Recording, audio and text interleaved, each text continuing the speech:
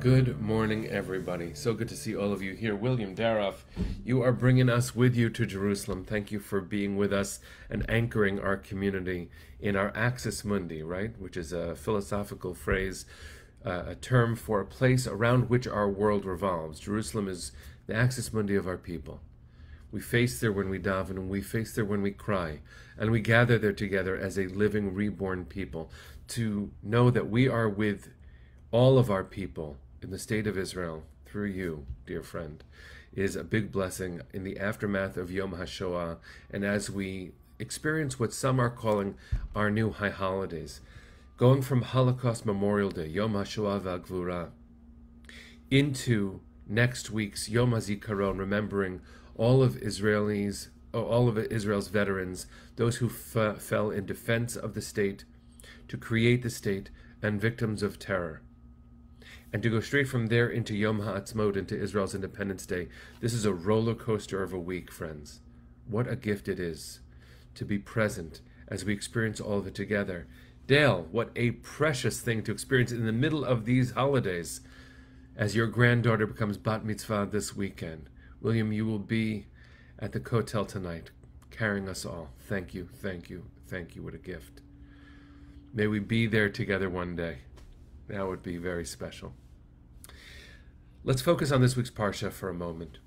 This is Parshat Acharei Mot, and I've discussed it in the context of Yom HaShoah a number of times.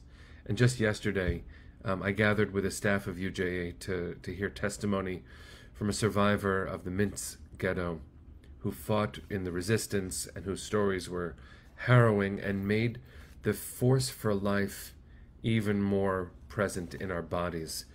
Acharei Mot, after death, what do? We live fully. One of the ways that we live fully as Jews is we look directly at the Torah. And there are verses in this week's Parsha that have received more attention than perhaps even is warranted, even for the Torah. And I want to make a larger point and then drill down a little bit. The larger point is that any part of any idea, be it religious tradition, be it a spiritual belief, be it a political philosophy, be it any kind of thing, it can be a gift. It can be channeled for good, and God forbid, it could be weaponized. That's true about politics and has been forever. That is true about religion and has been forever. It is incredibly important for us to recognize that this is the way that human beings have treated ideas forever. It's not a good thing. It's not a good thing. And this week's Parsha has been used often to hurt people. There are two verses in the book of Vayikra, in the book of Leviticus. One of them happens in this week's Parsha, Acharei Mot, and one of them happens in next week's Parsha, Kedoshim. The verses talk about men loving each other. Now, the actual verse is not about men in monogamous loving relationships with each other. It is about one sexual act, but it has been used to hurt people, to marginalize people.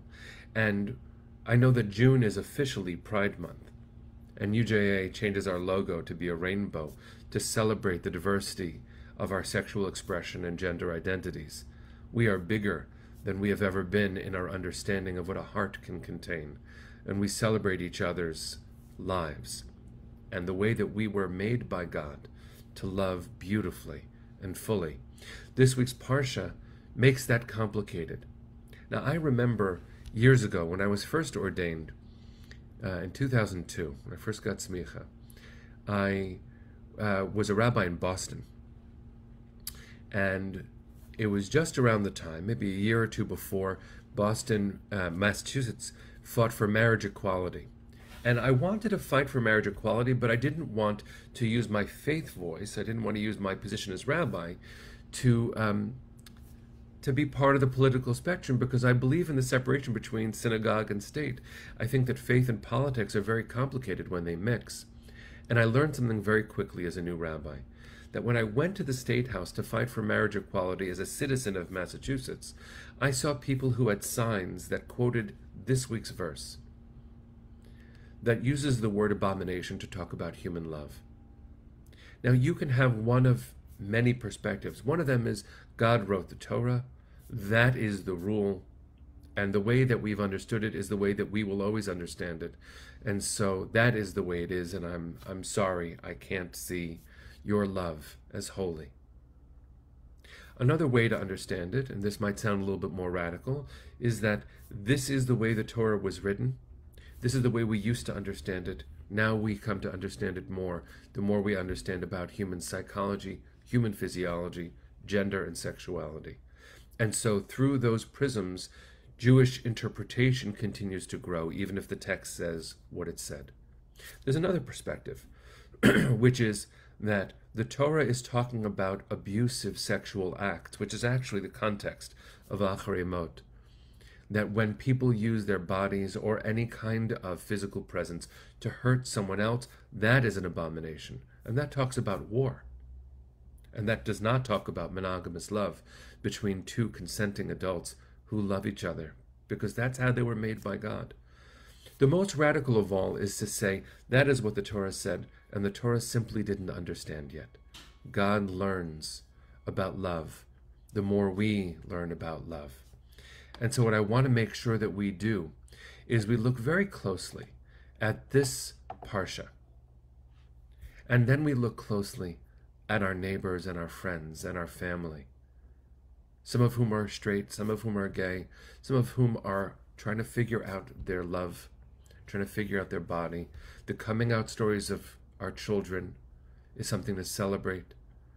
I remember watching the series, some of you probably have watched it, Schitt's Creek, which I think a rabbi is allowed to say in a live broadcast because it's been on TV, and noticing something striking, and then watching the documentary about the film itself, beautiful language by Dan Levy, about how in so many different moments of American cinematography, in order to have a story that included LGBTQ students, it was important to have the struggle depicted where someone was trying to figure out how to come out, and they encountered homophobia, and they surmounted it, and it got better.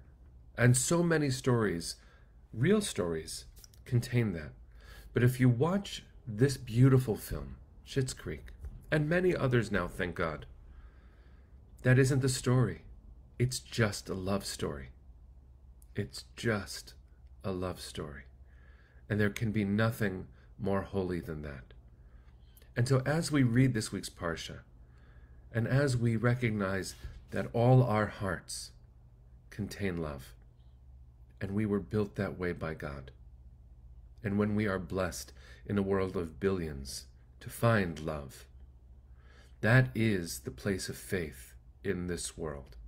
That is the place where belief must intersect human interaction. It's complicated when faith and politics connect, but it is essential for us to understand that human dignity and human worth are religious concepts. We are created in the image of God. And we are told over and over in the most frequently recited prayer, Ve'ahavta et Adonai Elohecha, love the Lord your God. Well, we are created b'tselem Elohim. The way that I learn to love God is to love my fellow person and to recognize that their hearts are whole and holy. It's complicated, friends, to read religious texts that speak in older ways or in re-understandable ways, and to kiss the Torah as it passes by. But I say so as a straight white man. I haven't had to struggle to have my love recognized in the world. And so I say this humbly, but I say this with conviction, that we are created in the image of God, all of us, and our love is holy. We shouldn't wait for Pride Month to say so. We should be proud all the time that we are created so beautifully, and that we get to discover these relationships, and that when we face Torah, we have to face it with open hearts and no lack of self-love too. So let's do our best, friends, to take these beautiful flags and rainbow hearts that some of us are posting and to make them real in the world, make them beautiful in the world, more and more and more. Let's have a good Shabbos, friends. Here we go. Let's sing our way into a good day. Shabbat Shalom. Oh, let's Let's do a fun Shabbos one.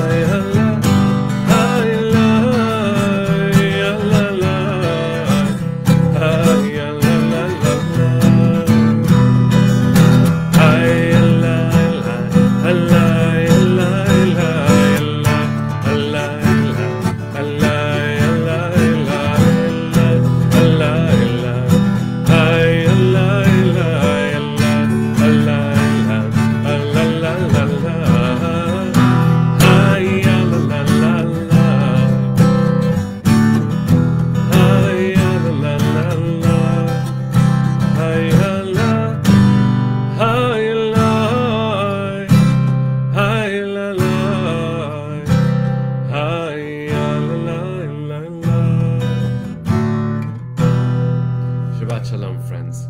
See you soon. Take care.